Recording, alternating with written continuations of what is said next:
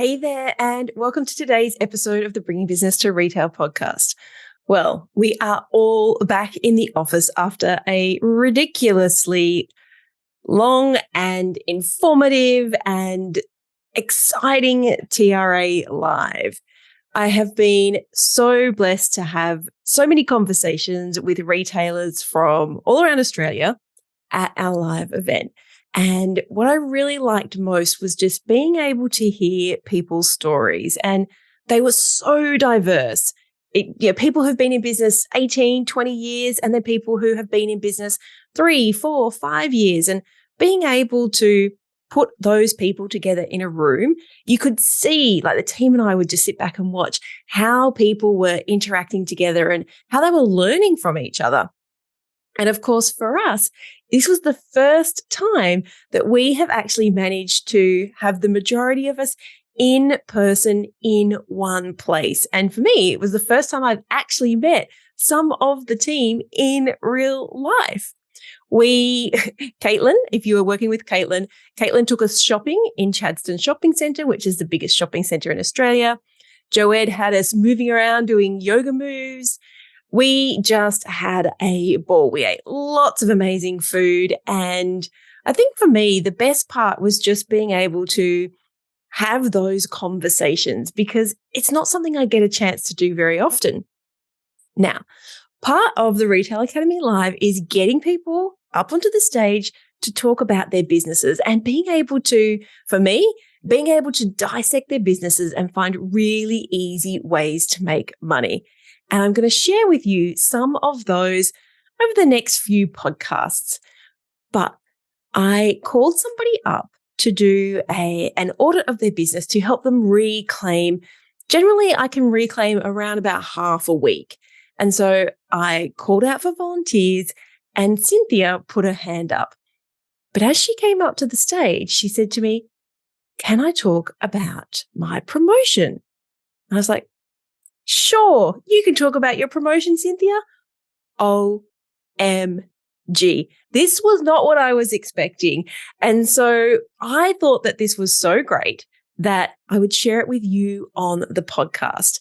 And if you are wondering what Cynthia is talking about, how she managed to do this amazing promotion where she made $17,500 in 5 hours, like who doesn't want that?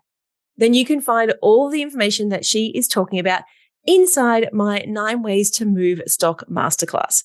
So I am going to hand it over to Cynthia now, live from the Retail Academy Live, as she's going to walk you through her story of how she made $17,500 in just 5 hours. Hey there, and welcome to the Bringing Business to Retail podcast. If you're looking to get more sales, more customers, master your marketing, and ultimately take control of your retail or e-commerce business, then you're in the right place. I'm Selena Knight, a retail growth strategist and multi-award-winning store owner whose superpower is uncovering exactly what your business requires to move to the next level. I'll provide you with the strategies, the tools, and the insight you need to scale your store. All you need to do is take action. Ready to get started?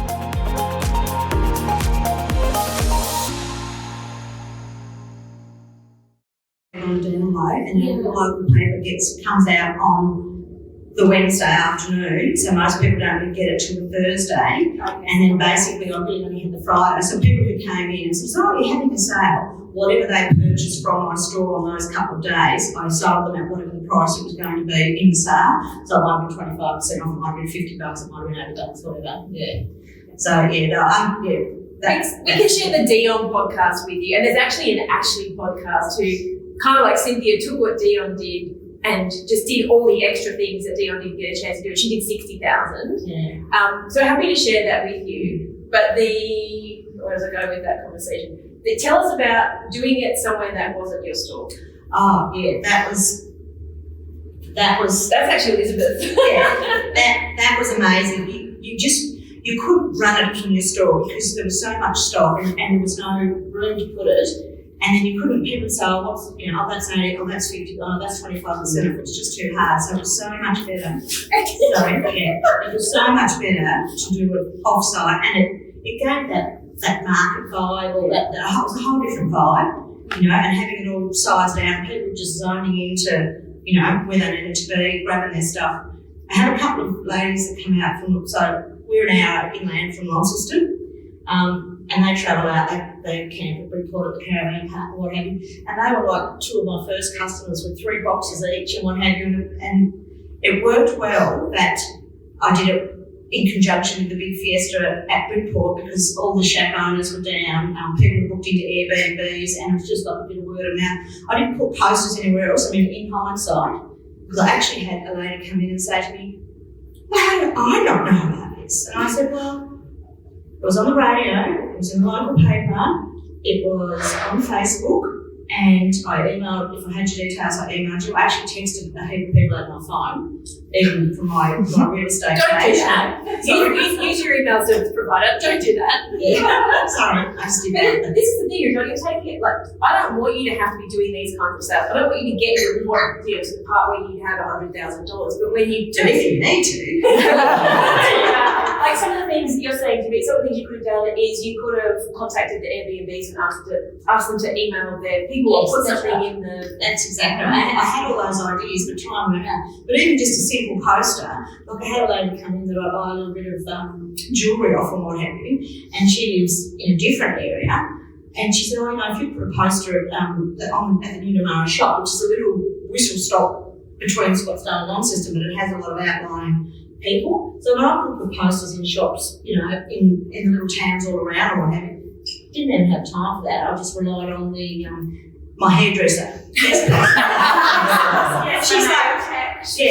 like, word of mouth. So I had that word of mouth box, and I said to someone, so where do you Lou at the hairdresser? And she was fantastic, and she was helping me, and this is really good because so I just had myself, 2 daughter-in-laws, and Lou over at the hall, and when we opened up, it was just so full. A couple of other friends jumped behind the counter, and and helped out. So it was good.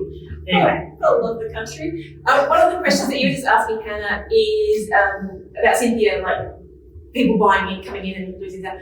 For Dion, she actually took the stock out about a week beforehand, and so it wasn't even in the store, so it didn't affect. And no one even knew. She actually says people were coming up into the sale going, oh, I never saw this in the shop, and she's I moved it for dimes. So, I didn't have the option to be able to do that because I couldn't get the hold to do that. What have you? Plus, there's a daily hold, so you're sort of thinking, I'll just do it. Yeah, sure. And did you give the VIPs access early? No, not really. I probably gave them a heads up early. I just literally wasn't the time to do that, but they were probably the first ones beating down the door. I had just had a thought in my head of what I was going to say. Oh, yeah, so Dion went, and she was online as well. She gets online. Stuff. Yeah. So I'm a little bit like yourself. I have a website, but it's manual, so therefore it's never up to date because I've got to remember what I've sold, blah, blah, blah. So in one of these things here, we'll put in a POS system or something, so that's going to be, easier to. No, I don't, but I want one because why?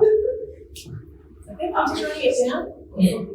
The strategy about having a sale like that out of your store, it's actually quite strategic. Yeah. And it's because it really clearly differentiates between the brand you're trying to build in store and a really heavily discounted brand. So if you can have something close, it's ideal. So Dion's was across the road, yours was, up the street. Another client of mine has had theirs under in a car park. Some have been out the front.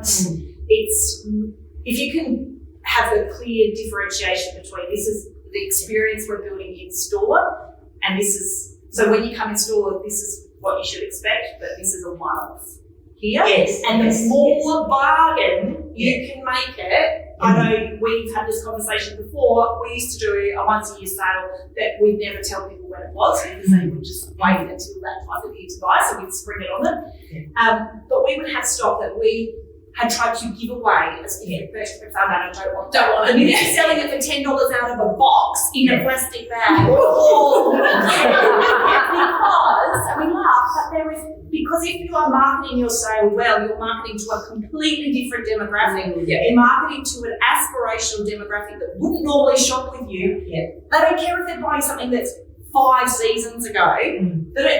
So if you can market to that different demographic and country people, if you can time it with something that the men are going to, the white people does, the ladies, maybe there. Cynthia, how long from conception of idea to an action did you have? Whenever you pick the podcast. 2 weeks? Probably 2 weeks. Oh, yeah. I probably thought about it myself and then I shared the idea with a couple of friends. But yeah, 29th of July I had the sale, so I'll go work for that. Good work. Yeah. All right. And so I agree with what you sort of say about like having a sale and not telling people when it is, because people do come to expect. We have a June long weekend in Tassie and on the Monday I used to do, we have an art and craft exhibition in that same hall. So there's usually a lot of people milling around in the street. And I used to do on that Monday for 4 hours a half price off everything, what happened. But then people came to expect that. And I thought, no, you're scummy buggers, you just wait until you can pay full price. So I stopped doing that. So I do have plans for another one of those, but everyone's, when's the next one? But it won't be actually for about 18 months' time because that Seaside Turn-Up report has a massive big end of summer party on the. But you just showed hello, did anyone else hear that? Like she just said that there's these other things.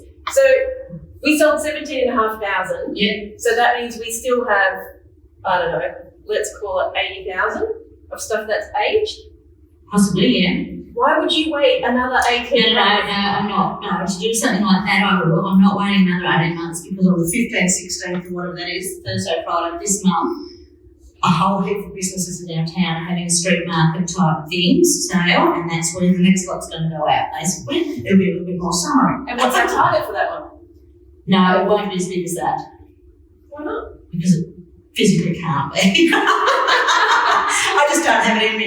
No, it won't be as big as that, but I'll be happy to roll $5,000 in that. Did you get rid of a lot? Did you get rid of a lot of stock that day? Yes, I did. And she's still got $80,000 worth, right? So we still have $80,000 tied up in inventory. Yeah. And so, well, when I say that's age, like you're saying anything over 90 days, we're not saying anything at the end of the season. So, I mean, so I'm still selling boots now. yes, exactly. So am I. but at what cost? Full price. Full price. No, at what cost in the sense that if you had sold them earlier and bought some new merchandise that is selling? Yeah, but see, because it's like index, I kind of get my set amounts. Yeah. And the thing, obviously, with my business, I want to get rid of it and start with fresh stuff rather than get more boots in. Yes. Yeah. I see. And the other thing with Tasmania is, literally, the stuff I got in this year, that's this season's, that didn't sell, I'll drag that out at the beginning of the season next year. Oh, this new? Absolutely. You get more benefit out of the second year. You do. So you're saying I don't understand the trend at the moment, but as soon as it shuts, no, I'm serious. And I'm like, I love this. Yeah. But in the meantime, every day that you've held that and not taken $50, how many times could you have reinvested that $50? Yeah. Totally understand what you're saying. But you're not going to listen to me. That's okay. All right. Is there any more questions for Cynthia? She's actually just taken part of my next section. Sorry. No, it's fine. I was going to tell you about Dion, but she's just walking through it. So, if you haven't had Dion before, so I sort of thought I had to. Dion's like the kid. All right. POS. Do you think not having a POS was one of the key reasons that you had so much aged inventory because you weren't running reports? Possibly. And I don't utilise my website because I'm not confident that it's up to date at 100% of the time. I don't sort of. What's your website? Shopify? Shopify, yeah. But you can get the positive. Yeah, Shopify POS. Yeah, that's what I'll do. But yeah, you've got to keep with hardware and stuff, get all that sort of shit done. You spent $17,500. Yeah, I know. This is the other thing. When you did tomorrow we're going to talk about this stuff. But when you did the sale and you said 10 grand, did you have any idea what you were going to spend the $10,000 on? Bills. Is that much you needed to pay the bills? Yeah. Okay. Probably all the 17. Yeah. Okay. So once again, can we see how we can just reverse engineer? You work out how much the hardware is going to be. Yeah, it's not much. It's not much. No. So, But the other thing is, the date of birth doesn't lead me to be very technological. So basically my problem is not the paying for or getting the hardware. It's just getting someone to show me how to get it started, what have you, and well, clearly, I don't think that's going to be a problem. You're clearly a smart lady.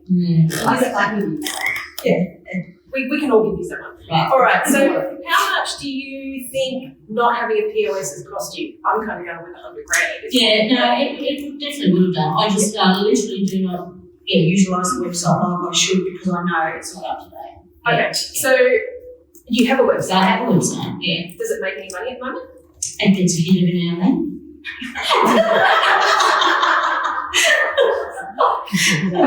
You said, is anyone else you sell shoes? Like a shoe shop? No, fleecing here? No. Okay. What do you think the website should turn over? Okay, let me go. I'll just tell you this. So don't ask me questions like that. Okay, that's the answer. You can start there.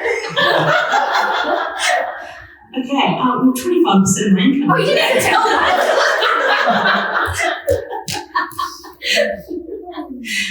That's what I think it should do. Well, what's that? Now I wanted the number. That's why I whispered it in your ear so you could give me the number. 50 grand or more. Okay. All right.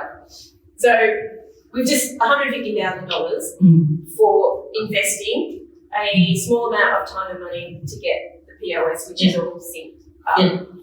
Yeah. Okay. Do we have any money fountains? Do we have things that consistently sell that maybe you sell out or? I have one brand that I do really well with and I do actually stock heavily, which is Cabello shoes, so that they're pretty popular about the place. And I'm pretty sure if I had those, they are the ones I'm probably trying on the website the most, but then they're always the ones that are out of date because I'll sell so many I don't get them up to date. But yes, if I had those on the website, that would be good. So how much more money do you think you could make? Do you keep them in stock, or is it just the sales channel that's the problem? No, you have to indent them. You have to indent them. Yeah. Okay. So basically, it's like, I might indent, just say for example, not next winter because I've got really better.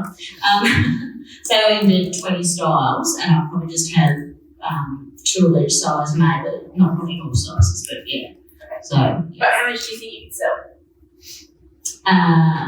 As in a figure. Yeah. If money was not a problem. Money was not a problem. I could probably just that brand alone, 150. It's a popular brand, and it's one that probably hasn't spread itself too. Haven't you? Oh, well. It's one that probably hasn't spread itself too thin. Like if you look up, say Waymo, you can find them on the Katie's website and here, there, and everywhere else. Whereas Cabello tends to be a little bit more true to its independence, if you know what I mean. Yeah. So we do know Heather that like the Katie's websites are now our marketplaces. Yeah.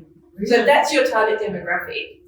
That's one of those places you could be selling. Is Katie's a marketplace? It is now, yeah. I have no Was idea. aren't they under the Jacqueline and Eddie umbrella, all those brands? Yeah. They sell all sorts of stuff. It is. It's called the Mosaic Group. Mosaic Group, yeah. Mosaic Group. Thank you very much. Oh, yeah, I'm with it. So they have lots of their sites now in our marketplaces. Oh, right. Yeah, so you can sell on those. All right, so we currently have around $80,000 worth of aged inventory. Yeah. If we sell it, we could have the money to buy the extra shoes Absolutely. and make $150. Mm. And then we could also do this. And so we just made $300,000 by getting rid of this. Exactly. Isn't that amazing? Making money over $100. I really liked your figures. They were better. Yours aren't too bad. Go on, her figures. I'm sure that there's more in there that we don't know about. But I think, thank you, Cynthia. So that's a wrap. I'd love to hear what insight you've gotten from this episode and how you're going to put it into action. If you're a social kind of person, follow me at @TheSelena and make sure to leave a comment and let me know. And if this episode made you think a little bit differently, or gave you some inspiration, or perhaps gave you the kick that you needed to take action, then please take a couple of minutes to leave me a review on your platform of choice. Because the more reviews the show gets, the more independent retail and e-commerce stores just like yours that we can help to scale. And when that happens, it's a win for you, a win for your community, and a win for your customers. I'll see you on the next episode.